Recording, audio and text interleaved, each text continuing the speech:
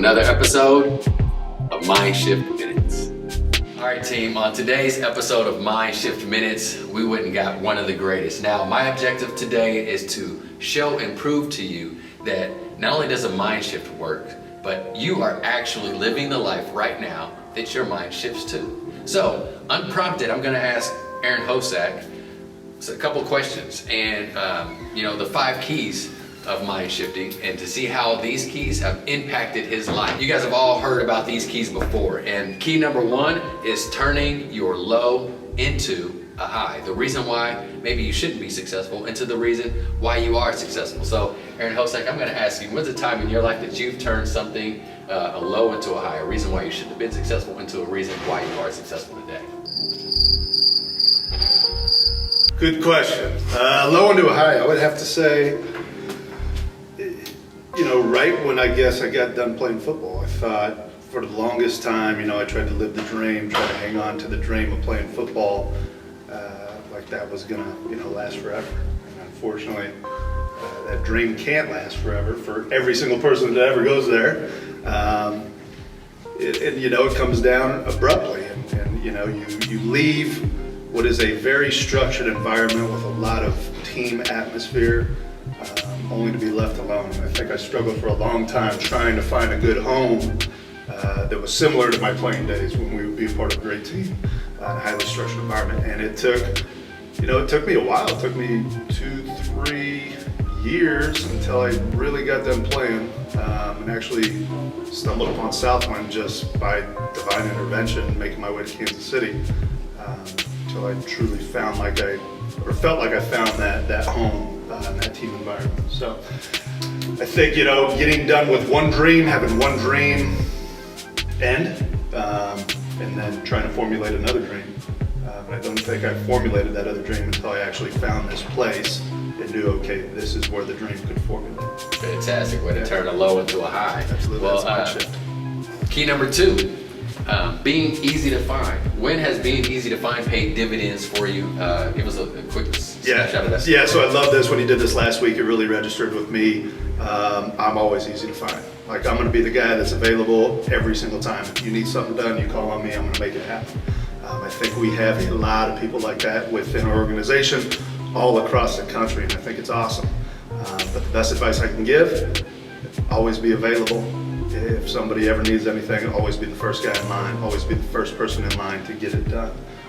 You never know when that great opportunity is going to be right around the corner, and you always want to be at the top of the list when somebody thinks about, all right, who can get this done for me? So Always be easy to find, always be available, always be knocking on somebody's door, letting them know you're there. Awesome. Can I ask you a yes or no question? Please. When you were in the lane of being easy to find, were you that way because you were looking for money right away?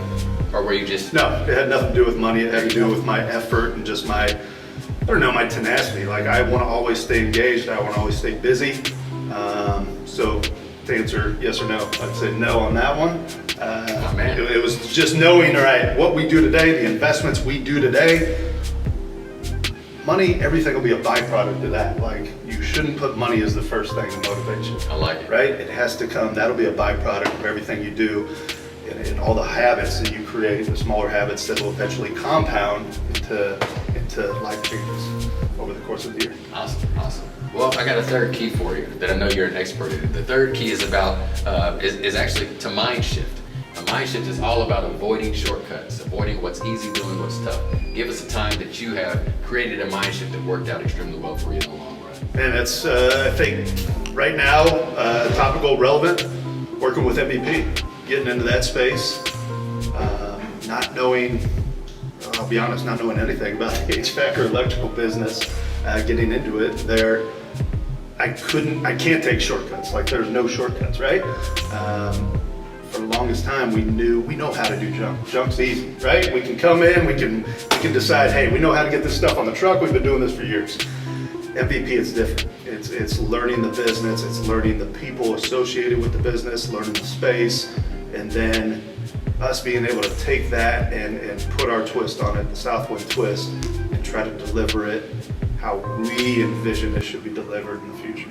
And that's not something that we could do overnight. So it's been a learning experience since October till now. it's been a wild run. And I think ultimately, right up until this last month, it kind of felt good, like, all right, this is happening. But there was no shortcut. It lasted for about 4 to 5 months. It was just, damn, banging your head against the wall a couple times, wondering, all right, is this actually going to work? And now you're starting to see, okay, trust the process, trust what we're doing. No shortcuts, it'll eventually work. It's like your analogy with the bubble, right? You got to take the narrow road on the outside. You can't go down the middle. That's right. You can't go the fastest route. Well, man, Hosack, I can tell you this literally and figuratively. I look up to you for that. Yeah. But man, you're a man of no shortcuts, man. You just get it done. So that's awesome. So we're gonna hop into key number 4 really quickly. Well, Hosack, you beat me to it. So key number 4 was no shortcuts, right? So we just talked about how MVP is a lane where you can take shortcuts, and I think the jump game is also. It tempts you to take shortcuts, whether it be doing your whip arounds in the morning, your door hangers, trying to find an easy way to get an installation or a job done. It's all about taking no shortcuts. I think you alluded to that very well. So we'll go into the 5th key. Okay. The 5th key is all about getting things done. It's go. When has been a time where you have maybe thought about something, talked yourself out of it, but then just went and did it and it worked for you? What'd you go do? At Kansas City's 1-800-GOT-JUNK, we can remove items from anywhere in your home or business. Yeah, I think, at a certain point in your life, whether it's early for some, late for others, you just realize, all right, you stop really caring about the bad that can happen, or maybe the risk or that feeling of failure. You get to the point where you're just like, man, I don't care what, like, there's no tomorrow. Okay, so with sports, with me, every time I joined a team or anything, I wasn't the best receiver on the team, I wasn't the best player on the team. I had to fight for, every single rep that I could get. And I think of my time, I guess, to go outside of work, unfortunately, but my time going to college at the University of Minnesota, I'm a JUCO transfer, which we all know JUCO transfers, right? You gotta you're kind of viewed a certain way by the rest of the team because they know you're there to take somebody's job. You've been brought in and you don't know these guys from day one. As a true freshman, you're growing up together, you form this brotherhood. So it's almost like you walk into a room and you get a lot of pushback because they know, okay, this guy's here to take somebody's job, so it's not really the same feeling. So I think it was that time that I truly stopped really giving, for lack of a better way of putting it, a shit about what people thought and how people viewed me, because I just wanted the job and I wanted to play and I wanted to make sure I could be the best on the team.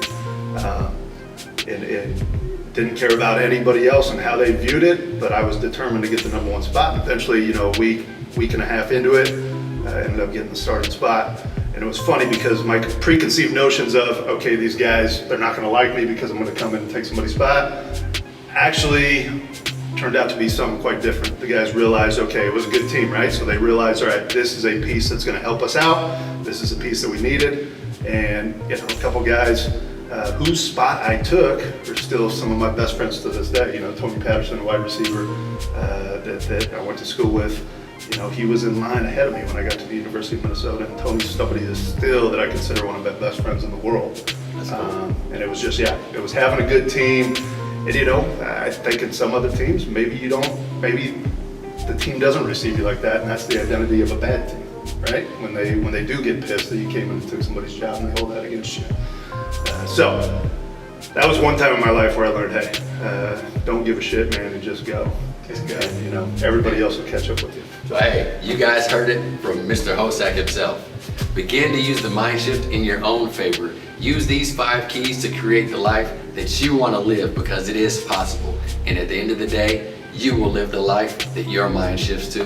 Mr. Hosack, thank you. We'll give a COVID-19 elbow bump, man. Yeah, definitely 6 feet apart too. Yeah, there we go. Appreciate you hopping on. Another episode of Mindshift Minutes.